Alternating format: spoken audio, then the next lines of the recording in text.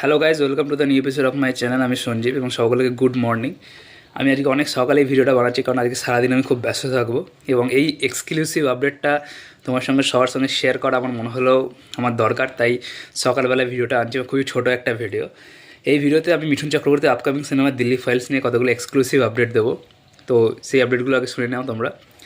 First যে update দেবো, যে আমি দুদিন আগে একটা ভিডিও বানিয়ে বলেছিলাম যে দিল্লি ফাইলসে নামসি চক্রবর্তী থাকতে পারে, কিন্তু তিনি কি রোল করছেন, যে তিনি ক্রিউ মেম্বার হিসেবে থাকবেন না কাস্ট হিসেবে থাকবেন, সেটা এখন নট শিওর। বাট আজকে আপনাদের এক্সক্লুসিভ আমি আপডেটটা দিচ্ছি, নামসি চক্রবর্তী কিন্তু দিল্লি ফাইলসে একটা ইম্পর্টেন্ট পার্ট প্লে করছে মিঠুন চক্রবর্তীর সঙ্গে।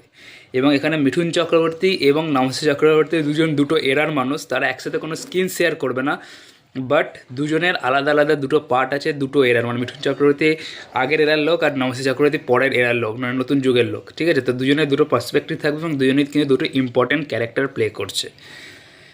সেকেন্ড যে আপডেটটা দেবো, যে সেই এর চেয়ে মিঠুন চক্রবর্তী কিন্তু দিল্লি ফাইলসে মুখ্য চরিত্র অভিনয় করছে। ইয়েস, যেমন কাশ্মীর ফাইলসে মিঠুন চক্রবর্তী মুখ্য চরিত্র অভিনয় করেছিল, কিন্তু অনেকটা লাইমলাইট কিন্তু অনুপম খের খেয়ে নিয়েছিল, কারণ কাশ্মীরি পণ্ডিতের রোলটা তিনি করেছিলেন।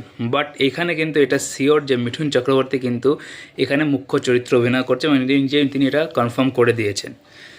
এবং থার্ড যে আপডেটটা দেবো সেটা হচ্ছে 26 তারিখ, মানে আগামী 26শে জানুয়ারি রিপাবলিক ডের দিন এই মুভির ফার্স্ট একটা ক্লিপিংস দর্শকের সামনে আনা হবে এবং সেটা হয়তো ক্যারেক্টার পোস্টার হতে পারে কোনো, বা সেটা হয়তো সিনেমার কোনো পোস্টার হতে পারে।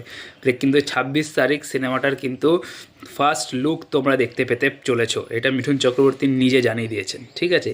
এবং তিনি এখানে নিজের ক্যারেক্টারটা সম্বন্ধে বলেছেন যে তিনি সমাজের একটা অংশ, যেটা সমাজ বলতে চাইছে, তার মাধ্যমে মিঠুন চক্রবর্তী সেই কথাটা বলে। মিঠুন চক্রবর্তীর মাধ্যমে মিঠুন চক্রবর্তী স্পোক পার্সন, যার মাধ্যমে সমাজ নিজের কথা বলছে।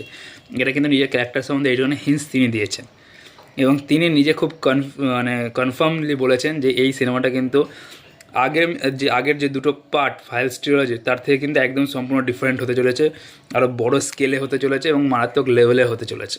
তো এই তিনটে দারুণ আপডেট তোমার সঙ্গে শেয়ার করা ছিল, যে নামসি চক্রবর্তী দিল্লি ফাইলসের ক্যারেক্টার প্লে করছে, মিঠুন চক্রবর্তী দিল্লি ফাইলসের মুখ্য চরিত্র অভিনয় করছে এবং আগামী 26 তারিখ এই সিনেমার কিন্তু একটা ক্লিপিংস আসতে চলেছে। সেটা কি, সেটা তো দেখাই যাবে 26 তারিখ। তো এই তিনটে আপডেট তোমাদের কেমন লাগলো কমেন্ট করে জানাতে পারো। ভিডিওটা ভালো থাকলে অবশ্যই লাইক করে দিল। চলো, টাটা, বাই বাই।